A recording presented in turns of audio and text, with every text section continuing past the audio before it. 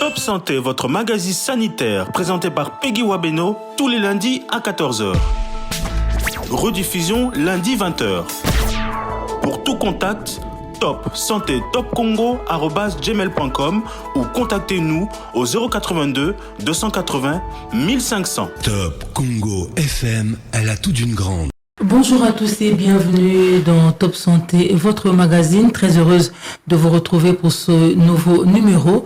Merci également de nous suivre sur YouTube et en FM sur 88.4. Un invité dans cette émission, c'est le professeur Justin Massoumo. Il est directeur exécutif de CIRGES, Centre interdisciplinaire de gestion du risque sanitaire. Il est également chercheur à l'INRB et doyen à la faculté de médecine vétérinaire à l'Université pédagogique nationale. Avec lui, nous parlons de l'approche Une santé dans la lutte contre les maladies. Professeur Massoumo, bonjour et bienvenue. Bonjour, Madame Peggy Wabeno. Comment allez-vous? Ça va, merci. Et vous-même? Très bien. Merci. Alors, professeur, qu'est-ce que l'approche Une santé? Bon, pour bien comprendre l'approche Une santé, il faudra d'abord comprendre le contexte. Le contexte, ici nous parlons de la santé. Si nous parlons de la santé, donc nous parlons de la maladie en particulier. Alors, telles que les choses sont organisées actuellement, nous avons le ministère de la Santé publique qui s'occupe de la gestion des maladies chez l'homme. Nous avons le ministère de Pêche et Élevage qui s'occupe de la gestion de la maladie chez les animaux. Nous avons le ministère de l'Environnement qui s'occupe de la santé environnementale. Nous avons le ministère de l'Agriculture qui s'occupe de la santé des plantes. Alors, comme nous pouvons le comprendre même dans notre pays, chaque ministère travaille dans son coin. Donc, il y a un cloisonnement de ces différentes santé humaine, santé animale, santé environnementale et santé végétale. Mais depuis déjà le siècle dernier, on s'était rendu compte que les pathogènes, parce que quand nous parlons des maladies, nous voyons aussi les pathogènes qui causent les maladies, les microbes, les parasites, les virus, n'évoluent pas comme nous réfléchissons. Nous voyons l'homme avec ses maladies, les animaux, ainsi de suite. Or, maintenant, nous nous rendons compte qu'il y a beaucoup de pathogènes qui passent des animaux aux humains. Ça peut passer des plantes aux humains. L'environnement favorise la multiplication des vecteurs qui transmettent des maladies aux humains, ainsi de suite. Dès là, déjà vers les années 2000, les scientifiques avaient commencé à crier au sujet de cette approche Une santé, comme pour dire qu'il faudra que ces secteurs puissent travailler ensemble parce que la santé humaine est intimement liée à la santé animale, à la santé environnementale, à la santé des plantes. Donc, si nous devons continuer à considérer ces santé comme différentes, on ne saura pas contrôler ces maladies. C'est pourquoi nous parlons de l'approche Une santé. Comme pour dire, si nous voulons contrôler ces maladies, surtout les maladies qui sont à l'interface, parce qu'il y a ces maladies... Interface, homme, animal, homme, environnement, animal, environnement, homme, plante et même homme, animal, environnement. Si nous prenons malaria, c'est l'homme, l'environnement. Si nous prenons Covid, il y a les animaux sauvages, il y a l'homme. Si nous prenons chikungunya qui était ici, il y a les animaux sauvages, il y a les moustiques, il y a l'homme, mais il y a aussi certains animaux domestiques. Si nous prenons la fièvre typhoïde, il y a les animaux, il y a l'eau qui est l'environnement, il y a les légumes et il y a l'homme. Vous voyez, c'est vraiment à l'interface de ces quatre. Et si nous voulons contrôler une maladie comme la fièvre typhoïde et nous voulons rester à l'hôpital, cela veut dire que nous disons aux gens, tombez malades et venez seulement, nous allons vous soigner ici. Et beaucoup de ces maladies qui tirent leur origine, ça pourrait être de l'animal, ça passe par l'environnement, ça vient chez l'homme. Au cas où nous ne voulons pas mettre en place des stratégies intégrées, c'est-à-dire là où on va considérer les différents aspects Et nous voulons rester dans l'approche traditionnelle ou l'approche conventionnelle de contrôle de maladies où la maladie égale ministère de la Santé publique. Beaucoup de ces maladies, on ne saura pas les contrôler. D'où l'approche une santé pour ce genre de maladies. Donc, si je vous comprends bien l'approche une santé, c'est l'association des l'environnement animal, l'environnement végétal, l'environnement environnemental, l'environnement humain. Cette association-là, ces différentes composantes-là, c'est ce qui fait l'approche une santé. Ces différentes composantes, oui, sont impliquées dans l'approche une santé qui veut que nous puissions considérer la santé comme une. Donc, quand nous parlons de la santé... C'est l'association de ces différentes composantes. L'approche une santé, c'est la promotion de la collaboration entre ces différents secteurs. Quand nous parlons de la santé humaine, donc c'est le secteur de la santé humaine, secteur de la santé animale, environnementale, végétale.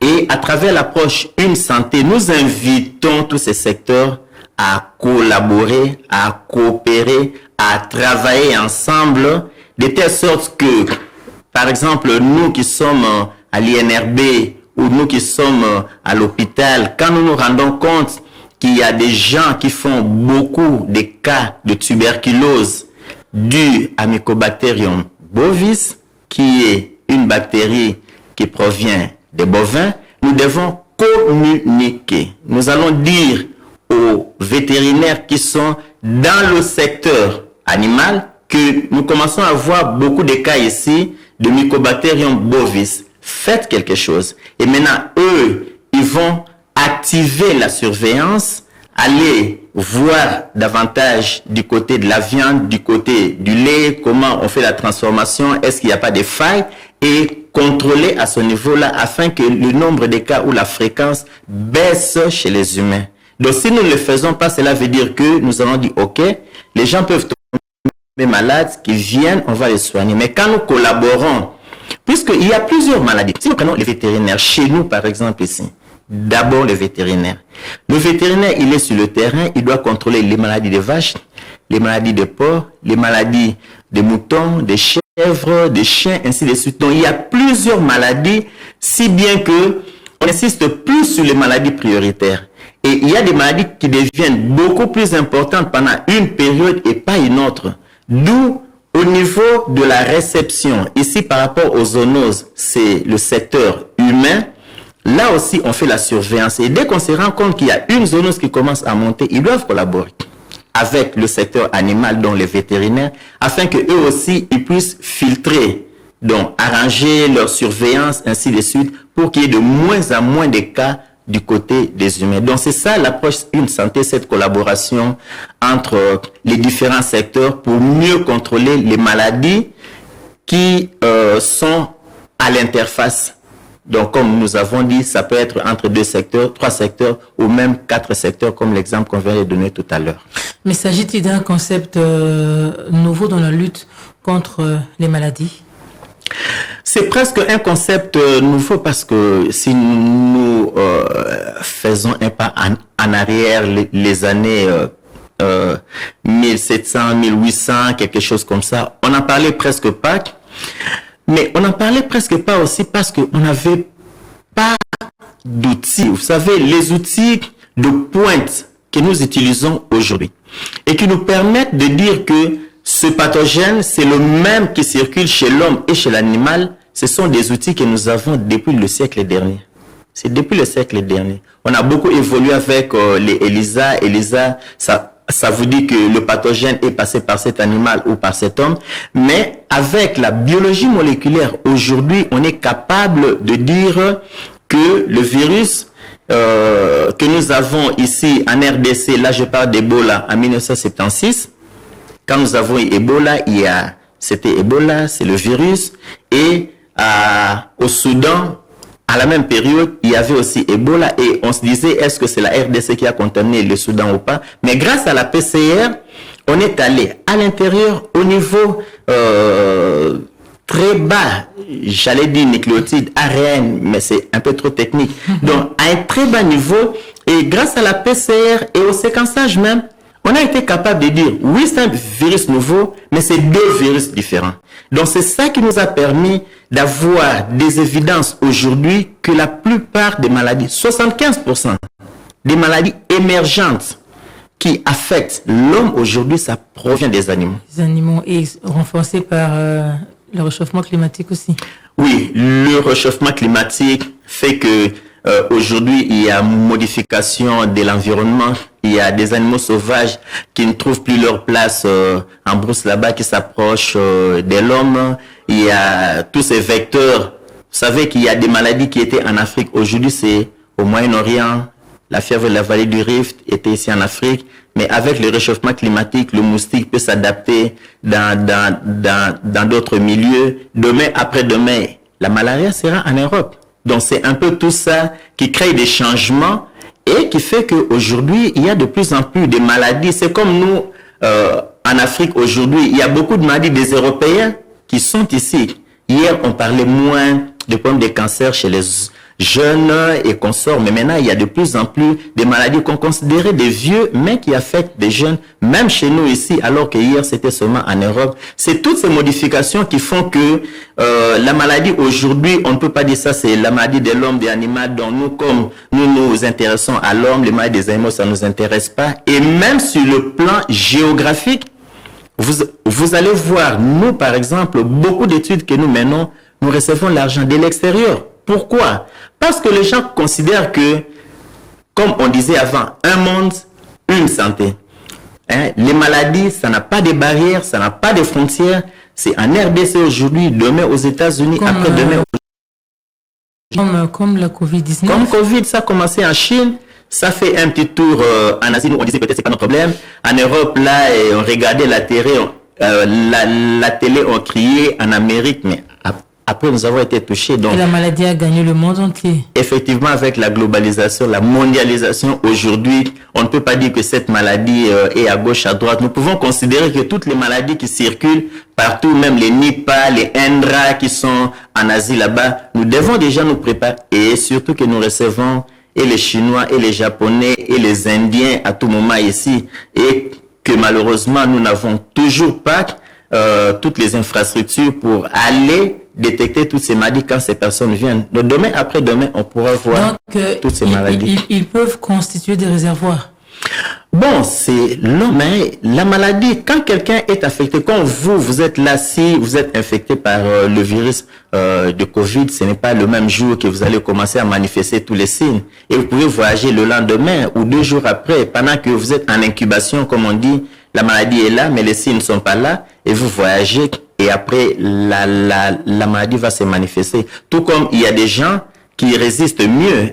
Le virus peut être là, ça peut être parasite et bactéries, comme vous voulez.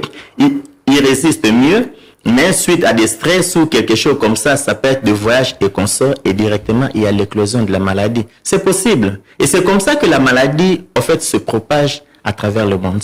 Professeur Massoumou, l'approche une santé, ça nécessite quoi exactement? Et qu'est-ce que cela implique au niveau mondial, au niveau régional et même au niveau national? Au niveau mondial, il y a beaucoup de choses qui se font. Je pense que si nous prenons les grandes structures qui s'occupent de la santé à travers le monde, nous prenons l'OMS, nous prenons l'OIE et nous prenons aussi la FAO par exemple.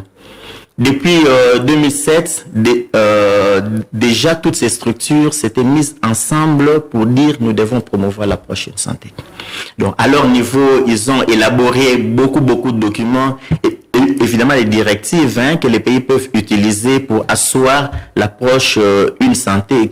Et nous avons vu depuis la décennie dernière et même avant, il y a eu beaucoup de financement dans le cadre de la recherche parce que l'approche une santé, c'est aussi dans la recherche, dans le cadre de la recherche. Donc tout ça, c'est l'effort international. J'ai parlé tout à l'heure de toutes ces structures internationales. Il y a des pays, mais il y a aussi ces organismes internationaux qui financent les activités dans le cadre de l'approche une santé dans nos pays. Tout ça, ce sont des efforts internationaux.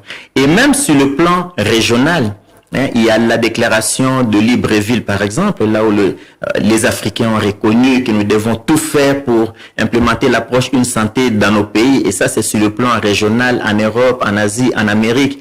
Il y a des structures comme ça qui sont montées pour promouvoir l'approche une santé au niveau de toutes les structures qui contrôlent les maladies, des universités, des centres de recherche, ainsi de suite.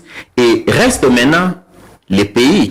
Puisque le plus grand problème aujourd'hui dans l'application de l'approche une santé, c'est au niveau des pays. Et là, nous avons beaucoup de difficultés parce que beaucoup de pays n'arrivent toujours pas à implémenter cette approche et permettre à tous les différents secteurs d'évoluer un peu comme nous avons dit ensemble. Vous avez dit que c'est depuis 2007 au niveau mondial que les grandes structures de santé, l'OMS, FAO, OIE, oui. Mais déjà, depuis 2000, on en parlait, mais eux, ils se sont mis ensemble et ils ont signé la tripartite qu'on connaît. Oui, mais pourquoi on parlait près de 15 ans après, surtout en RDC? Oui, près de 15 ans après, c'est parce que les choses dans nos pays, ça n'évolue pas très bien. Alors, ce qu'il faut comprendre, madame, nous avons parlé des différents secteurs. Nous avons parlé de la maladie qui n'a pas de frontières sur le plan géographique, mais aujourd'hui, il y a beaucoup de pathogènes qui n'ont pas de frontières sur le plan des espèces. C'est-à-dire que Covid, ça quitte le singe, on a parlé des chauves-souris, et après, on a dit pangolin, donc ce n'est pas un pathogène spécifique à la chauve-souris, ça quitte, ça va chez le pangolin, et de là, chez l'homme. Et de l'homme, ça a affecté des animaux. Même chez nous ici, on a trouvé ça chez le chien, on a trouvé ça chez le chacal, comme chez les autres. Et là, il y avait aussi les lions, les léopards, ainsi de suite. Donc, on comprend que il y a tous ces virus-là qui n'ont pas de barrières aujourd'hui. Et les difficultés que nous avons au niveau de tous nos pays, c'est d'arriver à mettre ensemble toutes ces différentes structures qui doivent coopérer pour pouvoir contrôler ces maladies au niveau de l'interface. Mais ça nécessite quoi exactement? Ça nécessite beaucoup de choses. Ça nécessite d'abord une volonté politique. Le point de départ de l'approche une santé, c'est la volonté politique. Donc, il faudra que, partant de la déclaration de Libreville, que le pays puisse décider, nous voulons dans notre pays implémenter cette approche, nous voulons dans notre pays permettre à tous ces secteurs d'évoluer ensemble. Ça, c'est le point de départ. Après, il faudra que tous les décideurs, tous ceux qui œuvrent, les technocrates, ainsi de suite, au niveau des différents ministères, puissent aussi accepter d'évoluer dans ce sens-là. Pourquoi je dis accepter? C'est parce que je fais partie de la conférence internationale One Health et je devais aller parler de l'implémentation de l'approche une santé en RDC. Il y avait un appel international où il n'y avait que 2 pays qui avaient dit chez nous, on a fait quelque chose. Et nous avons parlé. Après, il y a un professeur, là nous parlons des scientifiques sommités de l'Équateur, en Amérique. Il s'est levé, il a dit cette approche ne viendra pas dans notre pays. Là, nous comprenons qu'il a la connaissance, mais la volonté n'y est pas. Il dit non. Et lui, il dit qu'est-ce que les vétérinaires ont à nous apprendre. Donc, il a une connaissance erronée. D'où la volonté est là, mais on doit vulgariser, on doit faire comprendre c'est quoi l'approche une santé. Parce que si vous allez dans beaucoup de pays industrialisés, par exemple, où vous avez des secteurs qui sont bien outillés, hein, le ministère de la Santé publique a tous les moyens pour contrôler les maladies chez l'homme. Le ministère des Pêches et Élevage a tous les moyens. Le ministère de l'Environnement, vous allez, tout est propre et les gens travaillent. En tout cas, ils garantissent la santé, même le ministère de l'Agriculture. Là, qu'est-ce qui reste? C'est l'information. C'est juste vous dire, écoutez, maintenant, il y a la salmonellose qui monte. Écoutez, maintenant, il y a Covid qui est passé chez les animaux. Écoutez, et vous faites votre travail parce que vous avez tout. Mais nous, en Afrique, l'approche une santé ne s'arrête pas à l'information. C'est ça le problème. Il faut contextualiser. On ne peut pas développer les stratégies parce qu'on a développé en Chine ou au Japon, aux États-Unis, ainsi de suite. Nous prenons, nous appliquons chez nous, ça ne marchera pas. Nous, ici, on est dans une situation où le ministère de la Santé publique a presque tout. Je dis presque parce qu'il y a encore des choses qu'il faut arranger là-bas. Le ministère de Pêche et Élevage, les gens sont positionnés, mais il y a beaucoup de difficultés, il y a beaucoup de matériel qui manque, il n'y a pas de moyens. En termes de logistique. Surtout, mais aussi sur le plan humain. Parce qu'aujourd'hui, au ministère de la Santé publique, vous avez des médecins au niveau des zones de santé. Un peu l'équivalent des secteurs, plus ou moins. Parce que la délimitation géographique n'est pas pareille. Mais au niveau du ministère de pêche-élevage, dans les secteurs, parfois vous avez 1 à 3, territoire peut-être 1 à 3, et il y a des provinces où vous n'avez même pas de médecins vétérinaires au niveau de la province. Et là maintenant, quand vous dites à ces différents secteurs, écoutez, nous avons pris la décision sur le plan politique et vous devez travailler ensemble, il faudra que l'ami qui est au niveau du ministère de la Santé publique trouve un homologue de l'autre côté capable de le comprendre et d'agir en conséquence. Or, ça manque maintenant. Et c'est ça le problème que nous avons. Quand nous allons sur le terrain, et nous faisons toujours la promotion de cette approche, chaque fois que nous descendons pour travailler dans le cadre de la recherche, nous les réunissons. On vient du Kin de là-bas, là où il y a Monkeypox, on les a réunis, on a échangé. Et on se rend compte qu'il y a beaucoup de difficultés, mais aussi parce que il y a ce déséquilibre entre les différents secteurs de la santé. Dans l'environnement, vous n'avez même pas des gens qui s'occupent de la santé des animaux sauvages, puisque là, c'est la biodiversité, ainsi de suite. Alors, vous leur parlez de l'approche Une Santé. Comment ils vont collaborer, comment ils vont travailler ensemble, et c'est difficile. Concrètement, qu'est-ce qu'il faut à la RDC pour arriver à implémenter cette approche? Ce qu'il faut, il faut d'abord commencer par renforcer les différentes structures qui s'occupent de la santé dans les différents domaines. Il faut commencer par là. Donc, Quand vous dites il faut, qui doit le faire? Ceux qui vont le faire, on commence par la décision politique, comme je l'ai dit. Dès que cette décision est prise, on descend. On essaie de regarder tout ce qu'il y a comme faiblesse. Nous avions déjà évalué le système de surveillance des maladies animales et des zones depuis 2017 grâce aux Japonais. Nous savons ce qu'il faut faire comme travail. Au niveau de l'environnement, on avait évalué. Nous savons ce qu'il faut faire comme travail. Côté humain, ça a été évalué la même année et ils savent ce qu'il faut faire comme travail. Mais là, il y a très peu de gaps, il y a très peu de faiblesses. Beaucoup plus de faiblesses du côté des pêches élevage, encore beaucoup plus d'avantages du côté de l'environnement. Nous savons ce qu'il faut faire, mais maintenant, il faut les moyens. Il faut positionner des gens parce que ce sont des gens qui vont mettre en place cette approche. Il faudra engager les médecins vétérinaires jusqu'au niveau des secteurs. Il faut engager des ingénieurs agronomes. Il faut avoir des spécialistes en santé environnementale jusqu'au niveau des secteurs. Les secteurs doivent être des unités où nous allons implanter cette approche et les secteurs vont travailler avec les zones de santé. Là, il faut prendre la décision. Oui, nous voulons engager 500 personnes, 600 personnes dans chaque ministère. 2, nous voulons les former.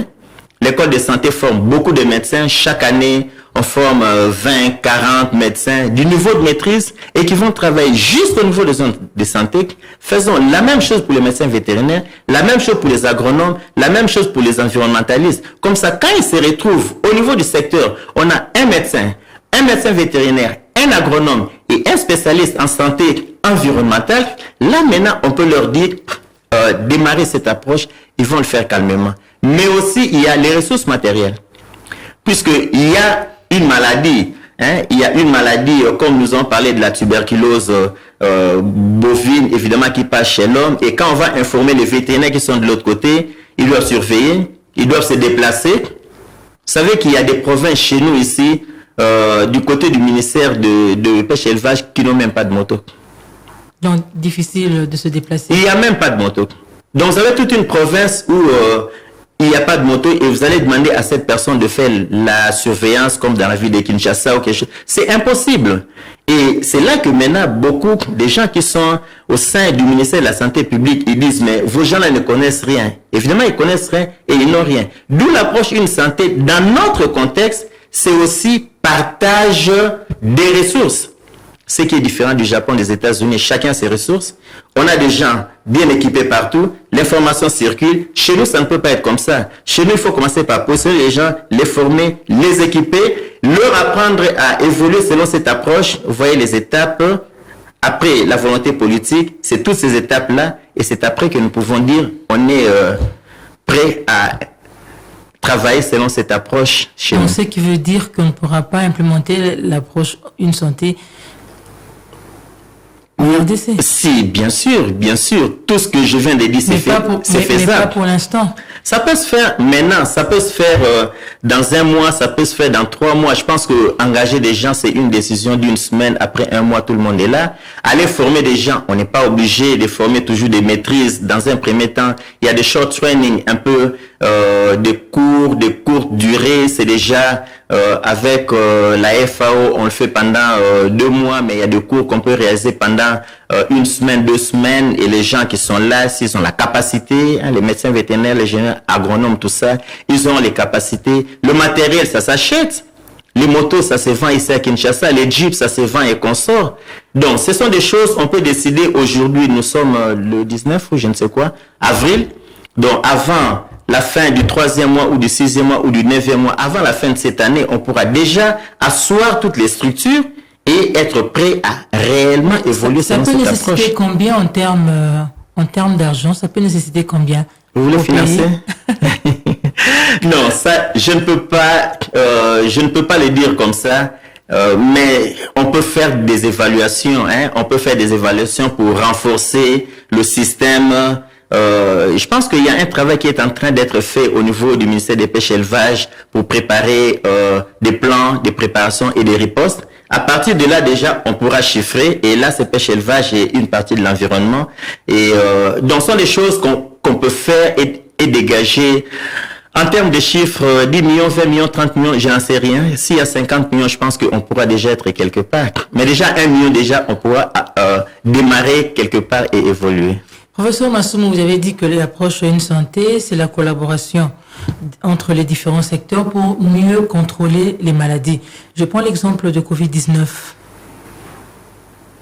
Comment est-ce qu'aujourd'hui, on peut dire que cette approche a été implémentée par rapport à la Covid-19? Côté humain, on sait comment ça s'est passé. Il y a eu beaucoup de mesures qui ont été prises, lavage des mains, port correct du masque, distanciation physique. Mais côté animal, côté environnement, comment ça a été fait? Bon, si nous prenons l'exemple de Covid-19, nous sommes en mars 2020, chez nous, Covid arrive et on met en place une équipe multisectorielle. On est vraiment allé plus vite. Rappelez-vous quand on a eu Ebola dans le Nord Kivu, on avait mis en place une équipe multidisciplinaire. Et c'est quand nous avons été débordés que le président de la République avait décidé qu'on passe de l'approche multidisciplinaire à l'approche multisectorielle. Là où ce sont des secteurs, évidemment, c'est là qu'on peut parler maintenant de l'approche Une Santé quand les secteurs s'impliquent ainsi. Pour Covid, c'était du coup, on avait commencé avec cette approche multisectorielle et quelques jours après le lancement des activités, personnellement, j'avais vu professeur Aouka, professeur Mouyembe qui sont les leaders là-bas et je leur avais parlé de l'implication du secteur animal. On avait échangé avec eux. Ils ont dit non, il n'y a pas de problème, vous pouvez démarrer vos activités. Nous avions réuni les amis, on a élaboré le plan et il y a des partenaires qui étaient venus. Et nous avons travaillé lors de la première vague, nous avons fait la surveillance dans la ville de Kinshasa. C'était pour tester un peu tous les outils, ainsi de suite. Et c'est là qu'on avait détecté ces 2 animaux qui étaient Covid positifs. Mais après, malheureusement, les fonds qu'on avait obtenus de ces différents partenaires, c'était fini parce que c'était plus ou moins pour 2-3 mois. Et pendant un temps, on n'avait rien fait. Lors de la seconde vague, il y a un partenaire qui est revenu, la JICA, suite aux résultats qu'on avait obtenus lors de la première vague et qui nous a donné des moyens pour surveiller Kinshasa et Congo central. Et c'est le travail que nous avons fait aussi. Donc, il y a un travail qui a été fait. On a vulgarisé, on a formé les vétérinaires dans la ville de Kinshasa, dans les 24 communes de la ville de Kinshasa pour surveiller. Alors, peut-être la petite différence entre les humains et les animaux, rappelez-vous, à l'époque, il y avait tellement de cas et les intrants étaient difficiles à trouver et c'est comme ça qu'on avait dit à travers le monde qu'on ne puisse pas intensifier les activités du côté animal parce que nous manquons déjà d'intrants chez les humains. C'est comme ça que notre activité n'avait pas pris une ampleur un peu comme chez les humains, mais ça a été réalisé. Et du côté de l'environnement, vous avez vu comment on nettoyait ou on allait pulvériser, désinfecter les bâtiments, ainsi de suite, parce que c'est ça, parce que Covid, on peut avec tous les postillons et consorts, on peut contaminer l'environnement. Et il y a le ministère de l'Environnement, je me rappelle même le ministre était impliqué et ils allaient désinfecter à gauche, à droite. Je pense que on a essayé de travailler selon l'approche Une Santé. Une fois de plus, je reviens sur ce que j'ai dit tout à l'heure, que ici chez nous, ça doit être contextualisé. Connaissant bien les faiblesses qu'il y a au niveau du ministère des Pêches et Élevage ou au niveau du secteur animal et environnemental, quand nous faisons l'approche Une Santé, il faudra aussi donc non seulement dire que ces deux secteurs sont impliqués, mais il faudra malheureusement leur donner aussi les moyens. Le partage de moyens, partage d'équipements, partage des ressources, ainsi de suite. Mais déjà, comme il y avait trop de cas chez les humains et que les moyens étaient limités, c'était très très difficile que côté animal et environnement, qu'on puisse se servir comme on pouvait travailler aussi chez les humains. Mais on a essayé de faire quelque chose pendant ces deux vagues. On n'a pas connu que Covid, on a aussi connu Ebola, on a connu aussi chikungunya.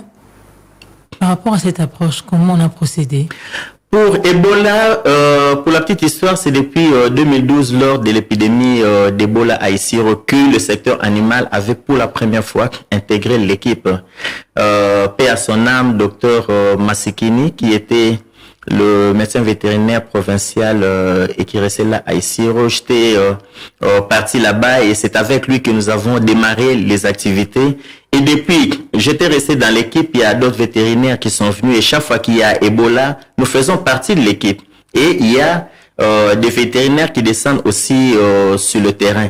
Mais les choses, je ne dirais pas que ça se passe nickel, un peu comme on aurait souhaité malheureusement. Mais on peut comprendre aussi parce que il faut toujours tenir compte des aspects épidémiologiques. En principe, le contrôle d'Ebola chez les animaux, ça doit surtout se faire entre les deux épidémies. Donc, c'est pendant la période interépidémique qu'on doit activer la surveillance, la recherche de ce côté-là. Et dès que la maladie est là, on pose plus un peu comme ce qu'on a fait avec Covid, hein, du côté humain, mais nous continuons à surveiller les animaux parce que les animaux ne sont pas aussi affectés que les humains, si bien qu'on ne peut pas mettre autant de moyens du côté animal que du côté humain. Et c'est ça qui se passe chez nous quand il y a Ebola. Nous intervenons, mais pas de la même manière que du côté humain. Pour chikungunya, on avait travaillé aussi, mais c'était surtout dans le cadre de la recherche. Déjà, chikungunya n'avait pas bénéficié de beaucoup d'appui, hein, même ici à Kinshasa, dans le Congo central. On a vu, il fallait attendre des mois et des mois et des mois pour commencer à former, pour donc commencer... Vos descentes, vos travaux ne se limitent que, vos enquêtes ne se limitent qu'à Kinshasa et dans le Congo central. Et qu'en est-il des autres provinces? Malheureusement, c'est ça, parce que déjà, il y a la concentration d'acteurs qui sont bien formés, ils sont ici à Kinshasa, et des partenaires aussi. Mais quand nous parlons de chikungunya, le problème aussi c'était à Kinshasa et dans le Congo central. Et c'était beaucoup plus facile de mobiliser les acteurs et descendre. Ça ne demande pas autant que payer des billets d'avion pour aller à l'intérieur. Mais je parlais d'Ebola à Isiro, ce n'est pas Kinshasa, c'est à Isiro. Nous sommes partis, Nord Kivu, nous sommes partis dans la province de l'Équateur. On s'était rendu compte qu'il y avait des villages où il y avait des cas, mais qui n'avaient pas de lien épidémiologique avec les cas qui étaient connus. Alors on s'est dit, mais peut-être que ce sont des cas autochtones, d'où on doit chercher ces animaux. On était descendu, on avait collecté. Et j'ai parlé de Kindu tout à l'heure. Il y a Monkeypox qui est là. Et nous sommes partis, nous avons collecté des échantillons et consorts. Nous le faisons même à l'intérieur. Bien sûr, ça coûte un peu cher. Bien sûr qu'il faut trouver des partenaires qui puissent accepter de vous donner tous ces moyens pour partir. Mais ce n'est toujours pas le cas parce que maintenant, par exemple, il y a beaucoup de cas de morsures de chiens dans la province de Sankourou. Et même des cas de morts d'hommes, on n'est pas encore descendu parce que jusqu'à là, on n'a pas trouvé les partenaires pour nous donner le moyen qu'il faut pour aller intervenir. Alors, par rapport à l'approche Une Santé, quelle est la place de la communauté? La place de la communauté, c'est par rapport au contrôle de maladies dans l'ensemble. Vous n'allez pas contrôler les maladies sans impliquer la communauté. Si nous parlons SIDA, si vous voulez contrôler SIDA, il faudra que les gens soient impliqués, qu'ils sachent ce qu'ils doivent faire peu importe les produits qu'on pourra avoir, peu importe toutes les technologies, si les gens ne sont pas impliqués, qui ne changent pas leur mentalité, ainsi de suite, la maladie va continuer.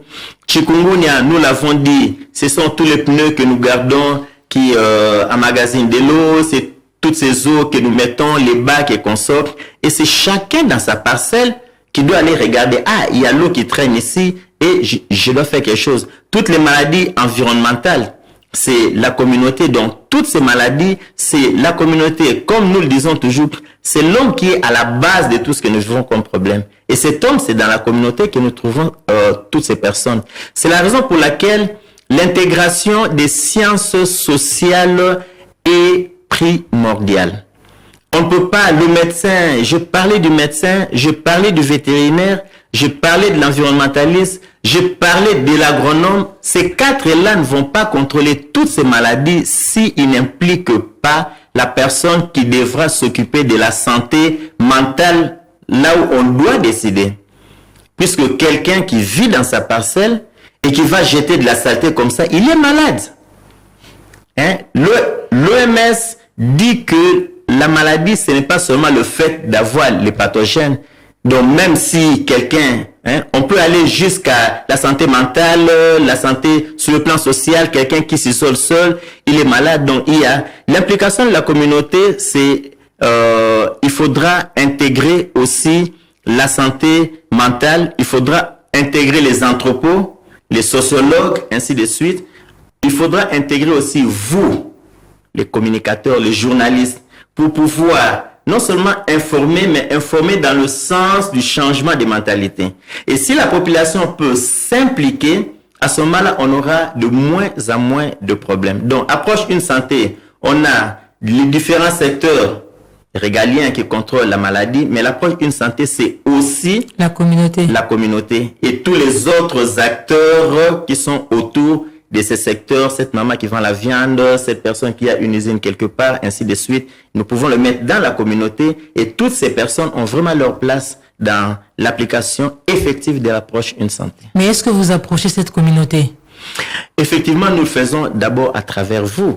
Pendant que je parle ici, je suis en train de m'adresser pas à vous, mais à quelqu'un qui est là derrière. Et il y a aussi des activités que nous réalisons sur le terrain. Il y a des équipes qui sont sur le terrain pour vulgariser, parce que ce n'est pas facile. Quand on parle de la communication du risque, ce n'est pas n'importe qui peut descendre pour dire à n'importe qui, n'importe quoi, n'importe où et n'importe comment. Donc, il faut vraiment très bien étudier le problème. Vous avez vu avec Covid, comment parfois quand on communiquait, au lieu que les gens fassent A, ils faisaient B, ainsi de suite. C'est la même chose dans le contrôle des maladies par rapport à la communauté. Il faut vraiment bien étudier le contexte et savoir ce qu'on doit dire et qui va le dire et comment il doit le dire. Et ça, c'est très, très important. Professeur Massoumou, on va déjà chuter. Alors, peut-on garantir la santé humaine si l'on ignore la santé animale, la santé environnementale, la santé végétale? C'est impossible. C'est impossible si on pense vraiment garantir la santé humaine sans tenir compte de la source même du problème. Du problème, c'est vraiment impossible. C'est-à-dire que, je l'ai déjà dit, c'est dire aux gens, ok, tombez malade, ne vous en faites pas, nous sommes à l'hôpital, nous vous attendons pour vous soigner. Mais quels sont les préalables pour réussir cette approche? Alors, les préalables, c'est nous devons fournir des efforts pour mettre en place des véritables systèmes de surveillance des maladies au niveau de ces différents secteurs, animal, environnemental et même végétal, qu'on puisse avoir des structures solides comme au niveau du ministère de la Santé publique. Cela veut dire que l'État doit mettre les moyens. Cela veut dire que les partenaires qui viennent ne devront pas s'arrêter seulement au ministère de la Santé publique. Ils doivent aussi appuyer ces différents secteurs. À partir de là, on pourra penser réellement, travailler selon cette approche. Qui doit approcher qui pour pouvoir mettre en place ces structures solides? Mais c'est déjà les scientifiques, ils les font, ils écrivent, ils parlent. Mais aussi, comme je l'ai dit, les décideurs, si au niveau des ministres, il y a cet accord de Libreville que nous connaissons, que les décideurs connaissent, à partir de là, si une décision peut être prise au niveau du gouvernement, au niveau du Parlement, afin que nous puissions réellement mettre en place cette approche une santé dans notre pays, tout en passant par le renforcement de ces différentes structures. Je pense qu'à partir de ce moment-là, on pourra évoluer et faire un grand pas. Alors pour terminer, y a-t-il de l'espoir pour la RDC en recourant à l'approche une santé de pouvoir assurer la prise en charge des maladies? Oui, de l'espoir, il y en a, parce que déjà, il y a des structures qui sont là. Il y a le comité de coordination Une Santé qui est là et qui fournit des efforts pour mettre ensemble ces différentes structures. Mais il y a aussi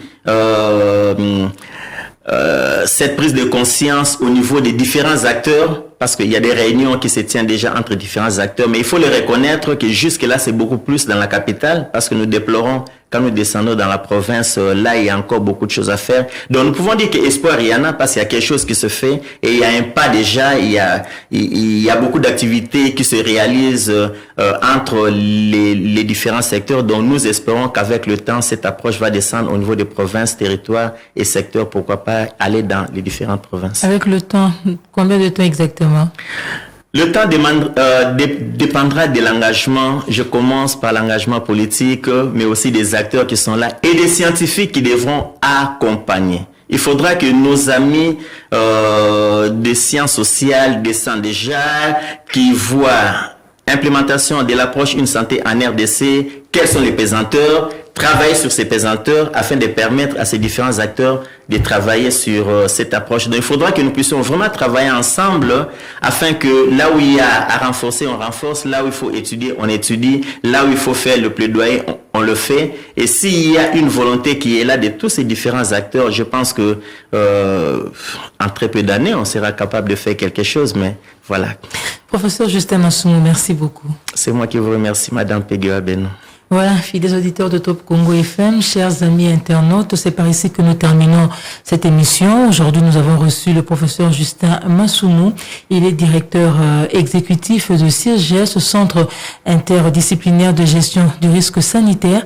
Il est aussi chercheur à l'INRB, mais aussi doyen de la faculté de médecine vétérinaire à l'Université pédagogique nationale. Avec lui, nous avons parlé donc de la prise en charge de la lutte des maladies par l'approche Une Santé.